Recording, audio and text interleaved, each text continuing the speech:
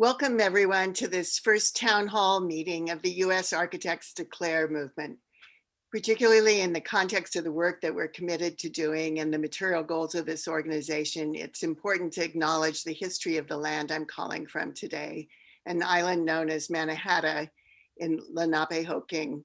We acknowledge the original stewards of this land, the Lenape and other indigenous peoples. The goals of Architects Declare are to change practice, to change projects, to radically reorient the way that we build in order to limit climate change and its impacts, to support biodiversity, and to eradicate injustice. Tonight, you'll learn a little bit about how and why Architects Declare was started in the United Kingdom, about what structures have been set up so far in the United States to organize collective work, and most importantly, how you can become involved and contribute your passion, time, expertise, and ambition to help build a just and environmentally sound architecture and society. My name's Rosalie Ginevro, and I'm Executive Director of the Architectural League. The League initiated the formation of the US branch of Architects Declare earlier this year by sending invitations to firms around the country to sign on to a statement of principles, and by beginning the formation of a steering committee, which has evolved into a deeply engaged group of 19 individuals who are volunteering their time and bringing the perspectives of a wide range of professional engagements, firm types, academic institutions, geographies, and personal experiences to this work. The League continues to provide some logistical support with the goal that a year from now, US Architects Declare will be a fully self-standing entity, activated and basing its capacity for impact on all of you. A few rules of the road for tonight's meeting and for all of Architects Declare's work. These are being posted in the chat as well. First, Architects Declare is open to all. Assume good faith. Know that bad behavior, including harassment, discrimination, intimidation, or abuse of any kind is not tolerated. To make everyone's online experience in this meeting and future meetings as productive as possible, please follow these guidelines. Mute your mic when you're not speaking.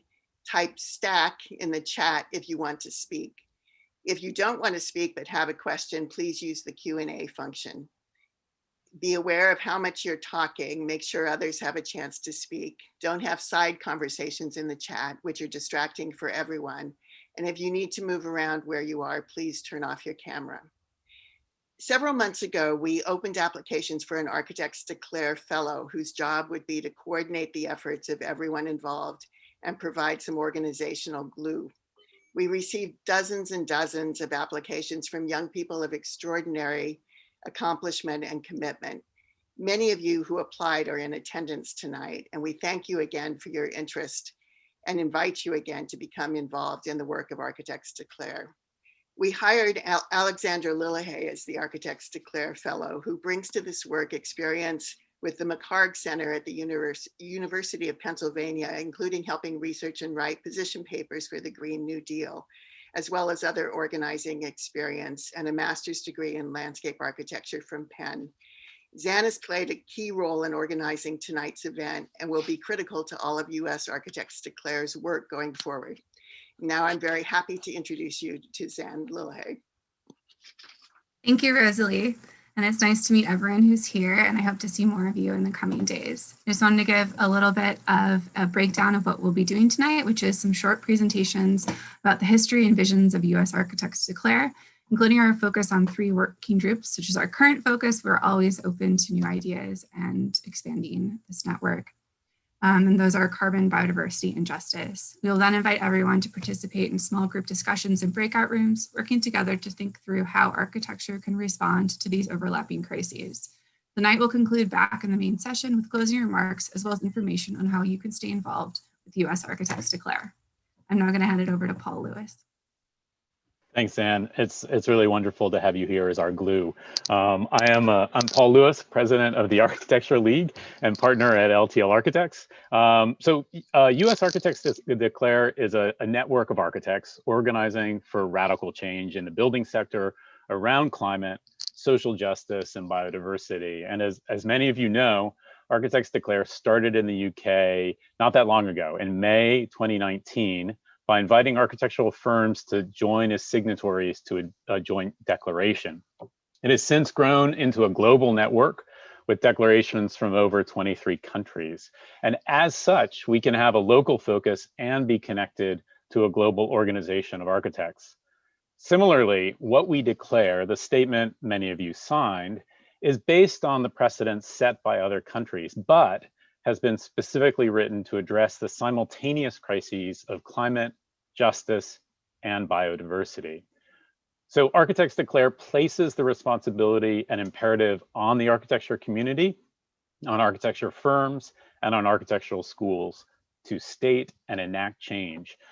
So through this specific collective, which is locally defined but globally connected, we can amplify both our knowledge and our impact toward change. So I welcome Rashida to continue this introduction. Thanks, Paul. I'm Rashida Ng, architect and faculty with the Tyler School of Art and Architecture at Temple University in Philadelphia.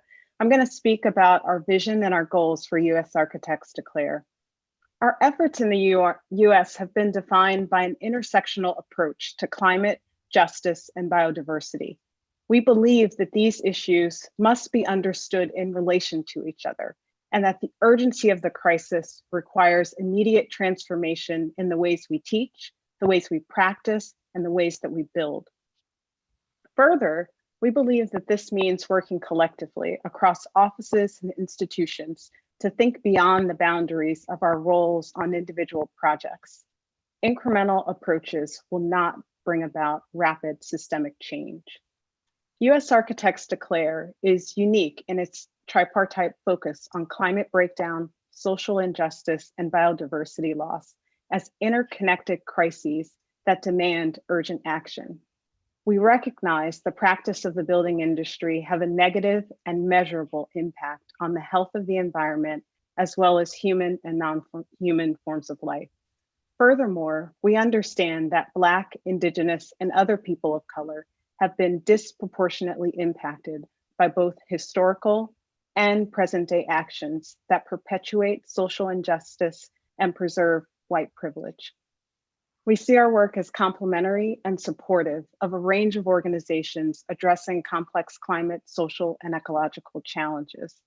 Our efforts to date have been organized around our 3 working groups that Zan mentioned a moment ago: carbon, social and environmental justice, and biodiversity. And we'll hear from those groups momentarily.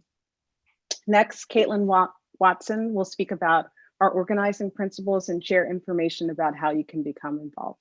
Caitlin? Thanks, Rashida.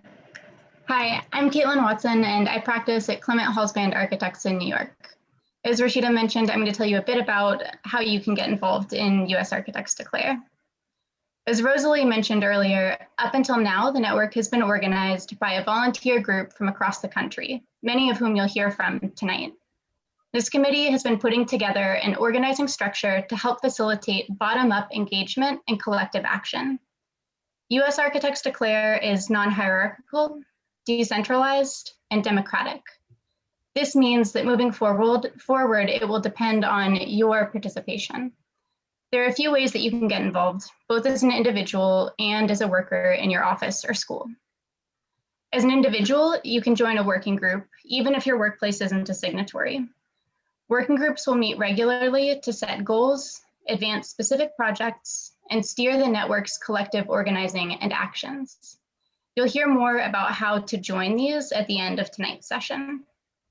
As an office or an institution, you can become a signatory to the declaration, but your involvement shouldn't stop there because we all have a lot of work to do. As a signatory, you'll be asked to help compile an open source library of best practices, tools, strategies, and syllabi. And it's also very likely that the working groups will call on you to support them in collective action so that we can stand united as a discipline. Our capacity to incite change is together as a collective of workers. So far, we're 301 offices and 4 universities. And each one of you has a role to play in challenging the status quo and a next step to take. So now I'll pass it off to representatives from our 3 working groups, starting with carbon.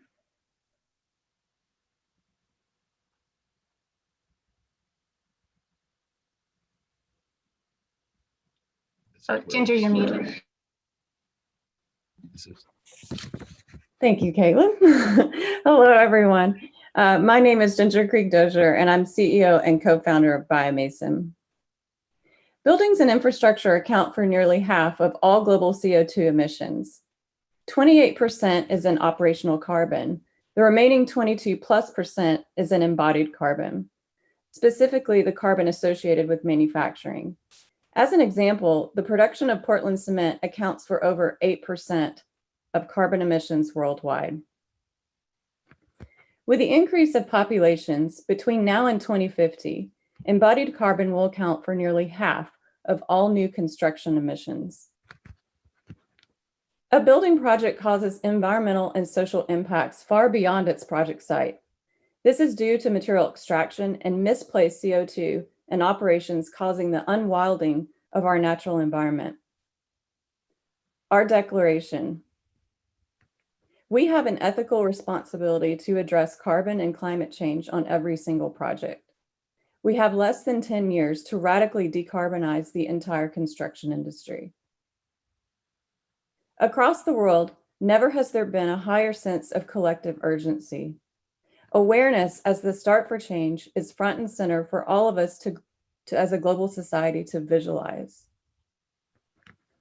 The mission of this working group is to empower architects to radically decarbonize their projects and to advocate for immediate and sustained decarbonization across the entire building and construction sector.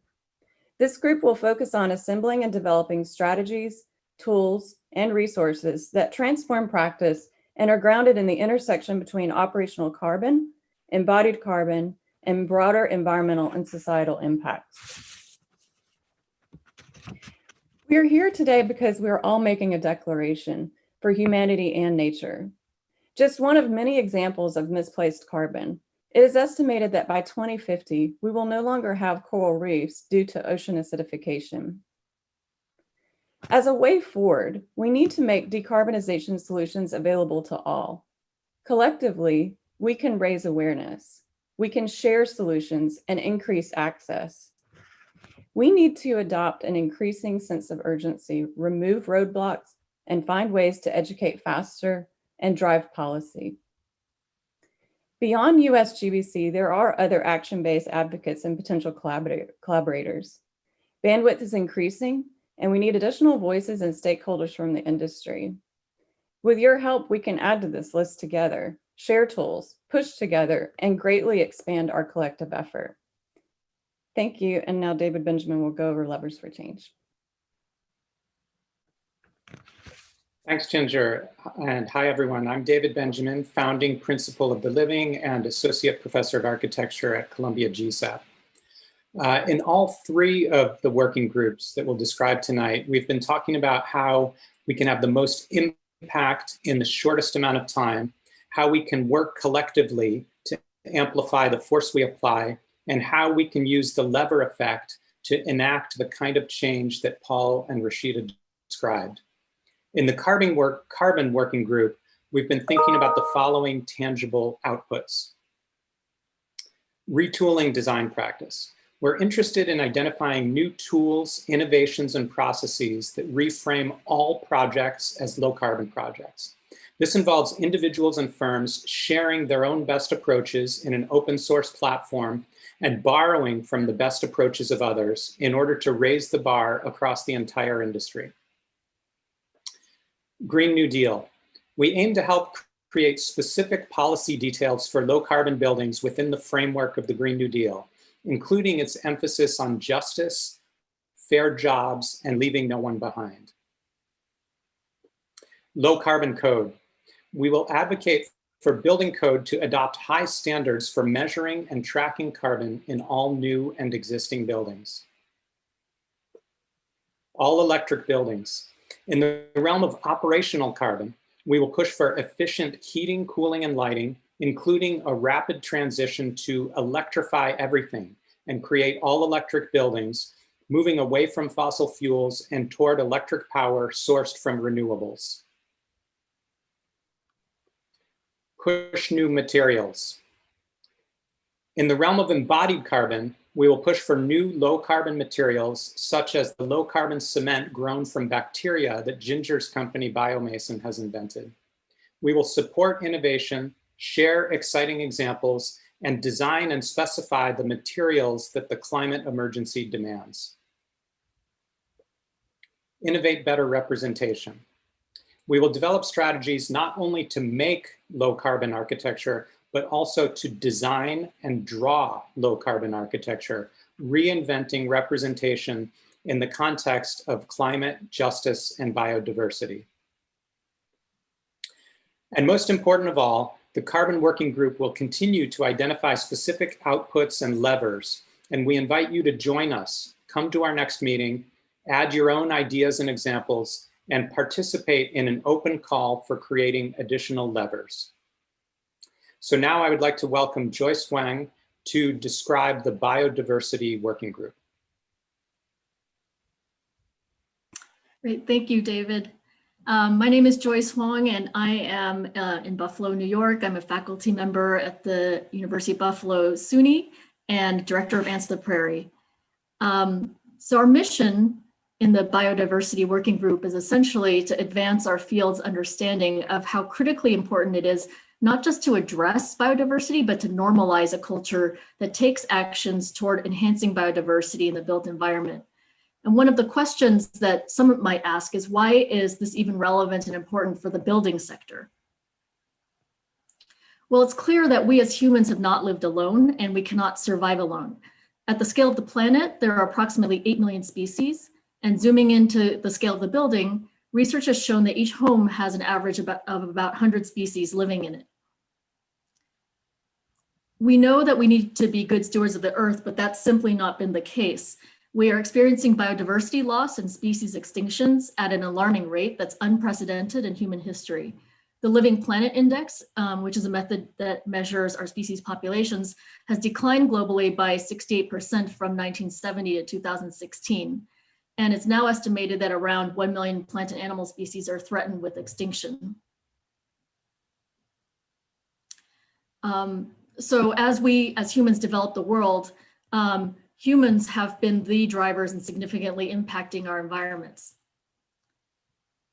And a dilemma that we're all facing now is, how do we as architects intervene in a world that's rapidly urbanizing when we know that urbanization is one of the most significant causes of biodiversity loss? When we're looking at our own cities and regions in the context of our projects, it's an ethical imperative to understand our sites as part of a larger ecological system and to analyze them as such. What we choose to care about in our work is dependent on what we care to see. And it's only through this way of seeing that we will be able to take critical steps to improve biodiversity, from decreasing habitat fragmentation to shifting the perception of wildlife and non-human species in cities. And now I'd like to pass this to Mei-Ling Loco to continue talking about biodiversity. Thanks, Joyce, and good evening, everyone. My name is Mei-Ling Loco, and I'm a faculty member at Rensselaer Polytechnic Institute and the founder of Willow Technologies. So as architects, we've largely designed for people, human needs, cares, and desires. And we've not been trained to design for the larger ecosystem that we are a part of. Part of doing so means being able to engage and develop strong relationships within a broad system of stakeholders. This involves understanding that our jobs extend beyond the completion of a building. And our mission is to accelerate the integration of architecture, engineering, and construction professionals within such stakeholder groups, working collectively to understand and reverse the built environment's destructive impact on biodiversity.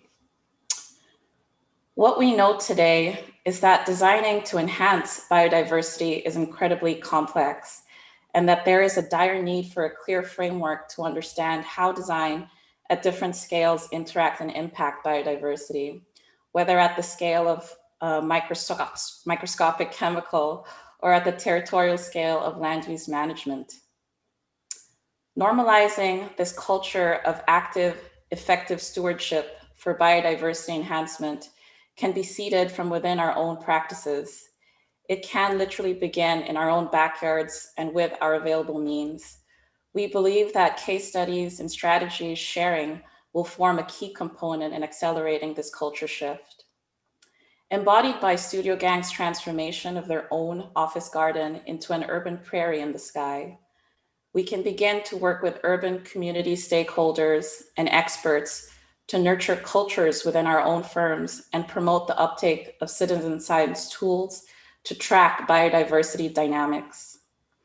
On the community scale, through projects like Perry Avenue Commons by Sweetwater Foundation, we also know that urban farming and education initiatives have the potential to effectively engage a larger cross-section of society in collaborating towards biodiversity enhancement. In contrast to models of land use management that alienate us from the land and producers of our own food, this neighborhood-based cycling of planting, harvesting, and returning nutrients to the soil thrives off designing for biodiversity. This proposes a radical integration of agricultural with the architectural for biodiversity enhancement. At the regional scale, rather than seeing biodiversity conservation and development in conflict, projects like Highlands by Port Urbanism and Range offer bold infrastructural propositions for biodiversity conservation through a resource exchange incentive framework. Through a highly interdisciplinary team of designers and experts, this project aims to safeguard the ecoregion from the threat of development as usual by translating this value as an ecological engine and as a vital ecological corridor for many species in the Eastern United States. Through case studies at different scales and operating on multiple levels of biodiversity, our group aims to create a knowledge sharing platform for AEC professionals that offer tools, methodologies, metrics, data towards biodiversity enhancement goals. We also aim to seed collaboration through this network and identify effective opportunities and actions to collectively influence government policy and decision-making to support biodiversity in a range of areas. So in our group, biodiversity is an urgent issue that needs to be taken seriously by all of us in our practices. And we invite you to join our working group and to help take collective action in developing frameworks for firms and schools to work through considerations of biodiversity. And now we will move on to the justice group. Hi, my name is Shannon Gathings. I work with Duval Decker Architects in Jackson, Mississippi, and I'm going to just give you a briefing on our social and environmental justice group. Justice does not exist if it only exists for some. Justice, like all values, is made and maintained by each of us each day with the words we choose and the actions we take. So when we speak of social justice, we're talking about equitable access and empowering the small, important voices. When we speak of environmental justice, we mean the right to live and work and play in a clean environment, which is a quote by Dr. Robert Bullard, but also promoting respect, agency, and rights of a place. Our working group represents a diverse collection of people across the nation with a passion for architecture and its ability to change course towards social and environmental justice. We are sharpening our language, giving our best efforts to respectfully build conversation and craft communication, aiming to help change language and consequently our actions for the better.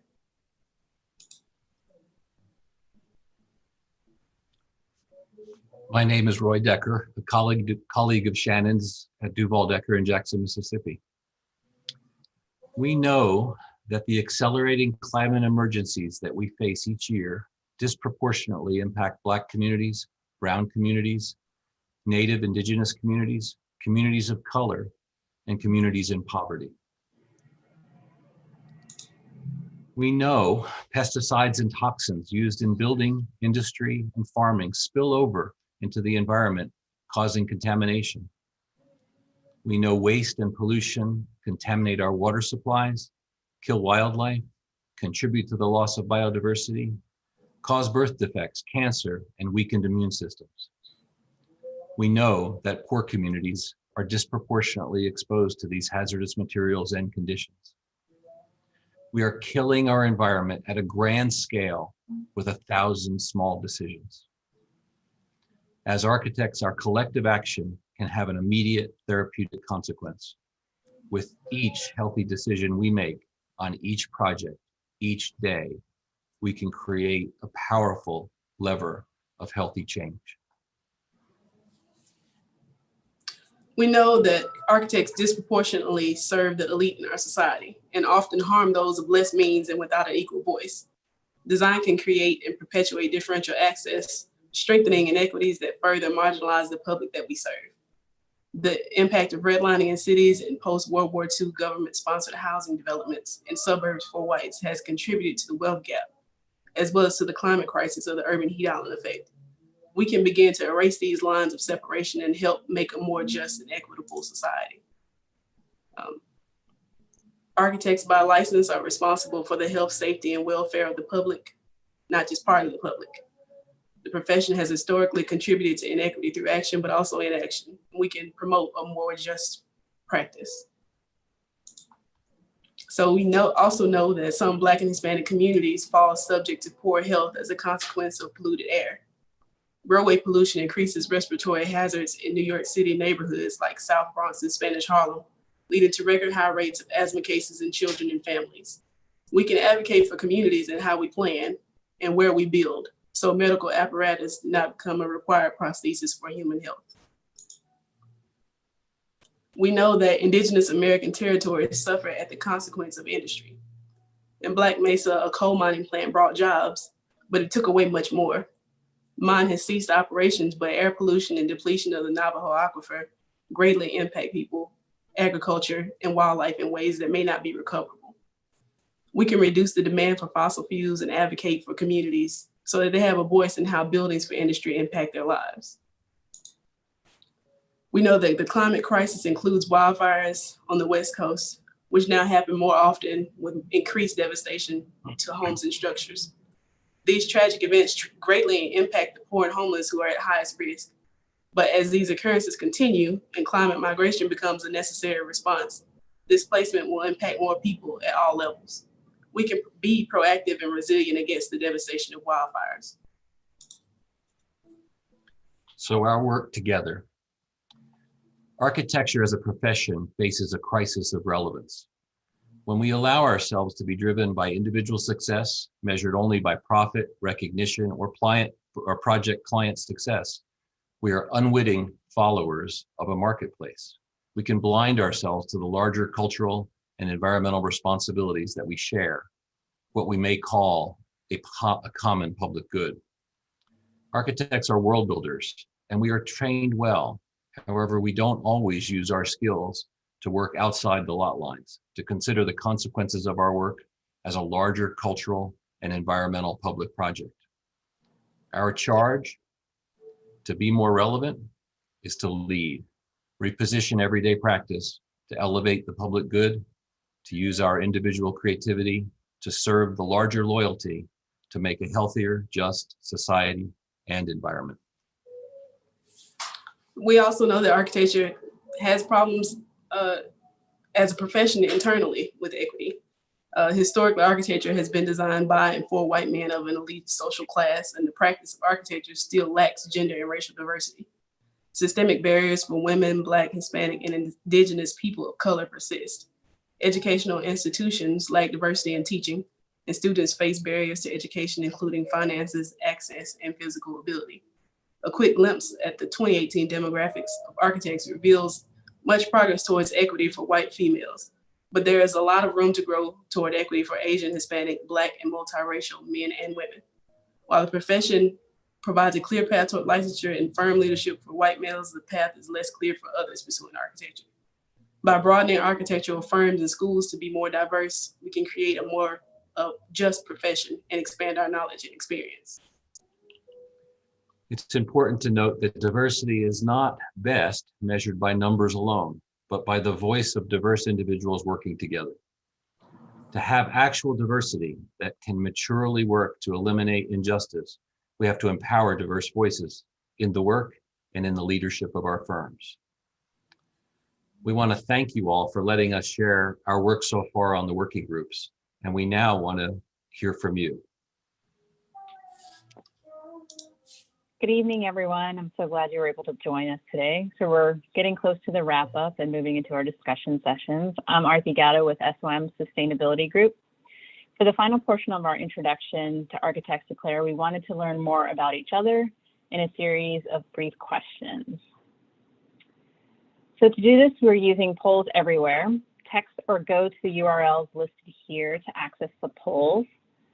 While everyone is getting to the polling site, I want to let everyone know that the polls only like one-word answers, so remember that. So if you have a two-word answer, skip the space or use an underscore. I'm sure you'll figure out that quite quickly, but we'll remind you as we start going into the questions. And note that there's a skew yet. Okay. The first question is, as we're getting to know each other, where do you practice?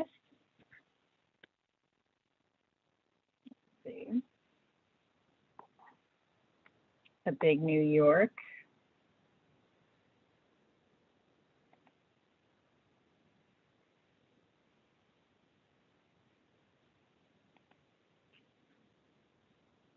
I'm starting to see the coast, and I'm from Chicago, so I'm liking seeing that Kansas City and Texas. Cool.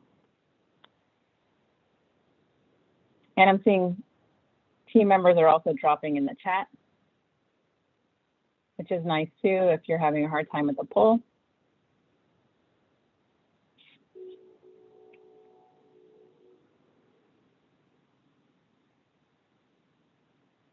San Francisco too.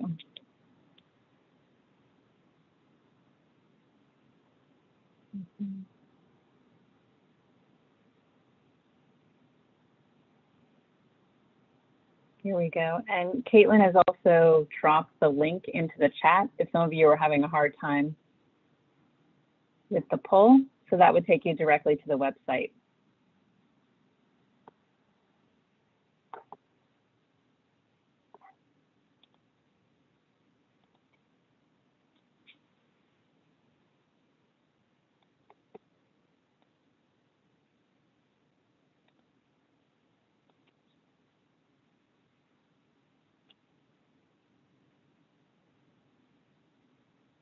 Okay. So the next question we're asking is a little obvious. The field or discipline. I'm seeing that we got a little bit, some riffing from the previous question, but I think now everyone's getting the hang of it.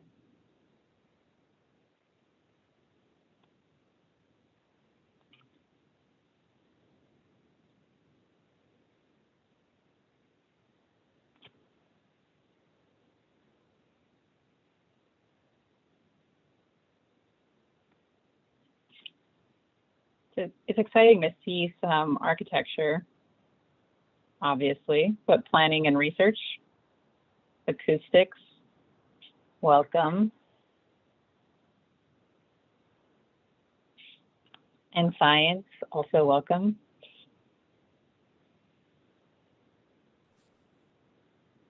I saw agriculture, which is really cool.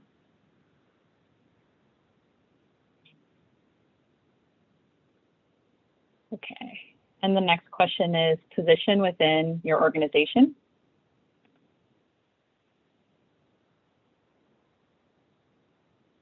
Students, welcome.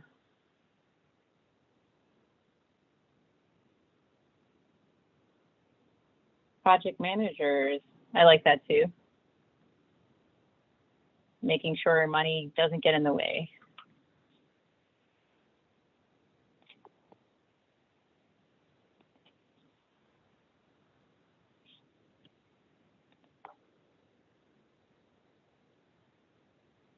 Principal, all right.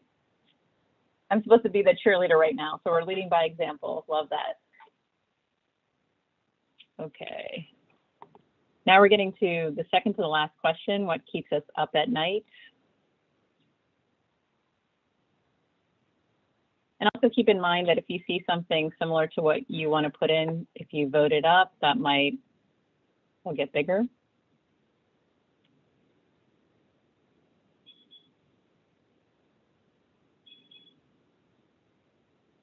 $2020, yeah. Oh, the election. Yep. I'm the only one unmuted now, so I have to have some quirky commentary for all of us. Ugh, Trump-a-mort. Yep.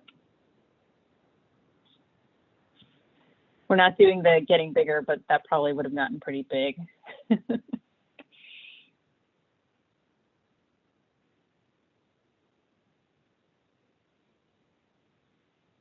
Climate anxiety, yes, indeed.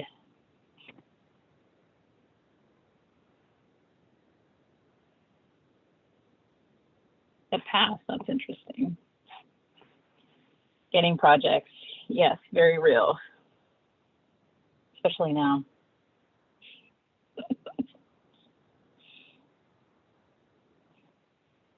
All right, so on a more optimistic note, before we go into our breakout sessions, what gives us hope?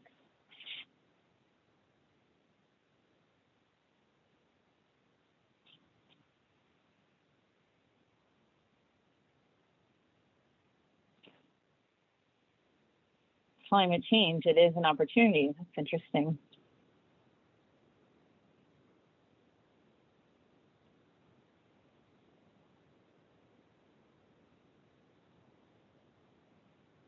Yes, this group, great. That's what we need, because we're about to go into the breakout rooms together. All right. So now that you heard all of us rattled on about this important work, so just before we're leading into the breakout rooms, just to recap what everyone has been saying wonderfully from the steering committee members, Architects declares a call to action for architects to work together as a community. This is a call for architects to work for the public good, the health of the environment, and our society. Architects declares an opportunity for architects to both share ideas and resources and to engage in collective action on this public project, to make a just and equitable society and a healthy world for the common public good. And with that, there's just some minor instructions we're going to give you on the breakout rooms. And so the breakout discussions will last for 30 minutes, followed by closing remarks back in the main session. If you need to step away for anything, please rejoin us in half an hour. If you're participating via the live stream, please join the conversation using the form linked underneath the video. Materials for the discussion and sign up for the working group can be found on the link tree, which is going to be dropped into the chat by Zan. And that also has some associated links just for your reference and background information. The breakout room discussions will last until 8:15 p.m. Eastern Time, followed by closing remarks back in the main session.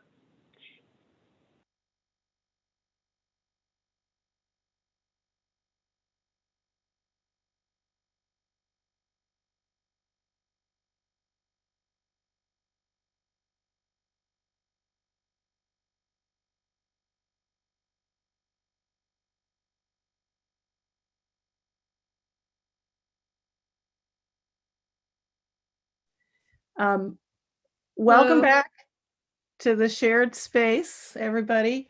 I'm Lisa Gray. Our practice is Gray Organsky Architecture in New Haven, Connecticut. And for our closing minutes together, if you wish, turn on your camera and switch to gallery view if you'd like. But we just wanted to thank you all for coming today, for your contributions and the conversations that we just had. And we really believe that these collaborations that just got started will expand powerfully together as we move forward on this work. So as has been said, this declaration is a call to action. And we all know that we need a network of change and we need it at all scales and we have to work together. So the work is personal and it's also collective. Our focus has to be a zero carbon future for the built environment. 2.5 trillion square feet of new building stock will be built by 2060. And we are the people who are charged with the responsibility to produce that construction while protecting our planet.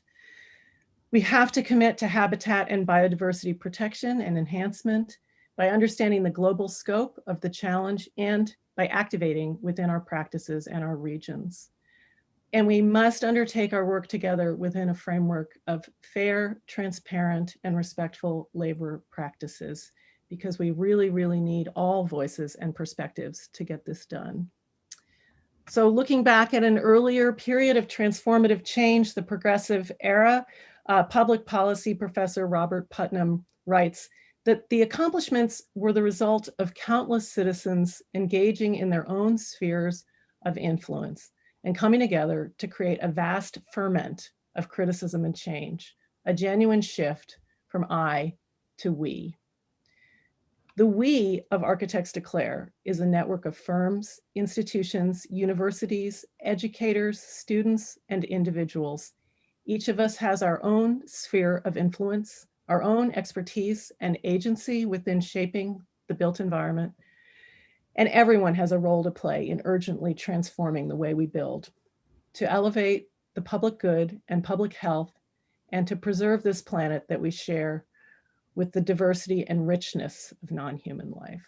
So with that, I'll pass it on to Steph, who will speak about how you can continue to be involved in this collective work for change.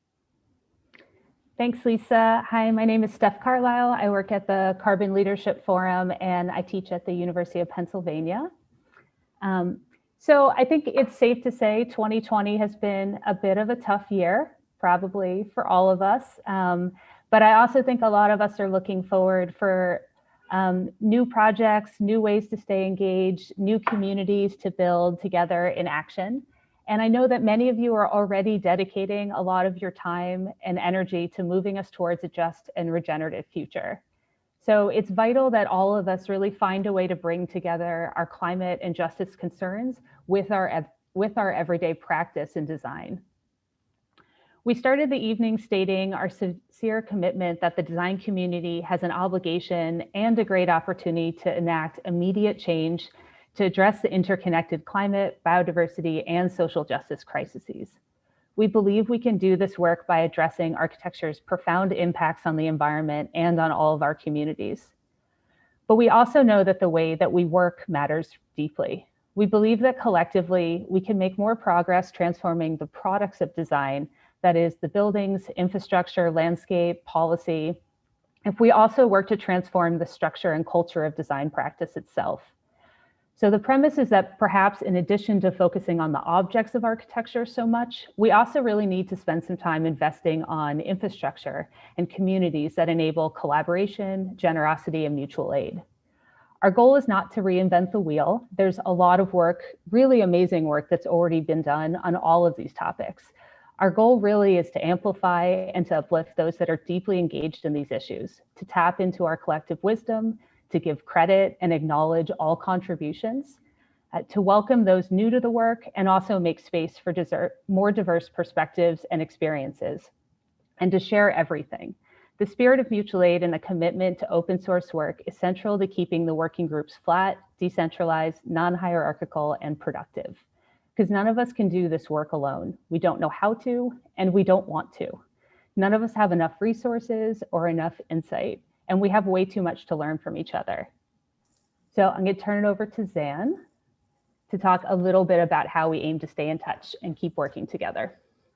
So moving forward, we imagine that much of the work of Architects Declare will be structured through a series of working groups. The topics of carbon, biodiversity, and social and environmental justice structured the initial groups, as you've already heard, but others will pop up to support the conversations and projects, say around policy, transforming curricula, and firm practice. The direction of this collaboration enterprise depends entirely on your participation and interest. Please sign up for the listserv and working groups on our website and let us know your ideas for moving forward together.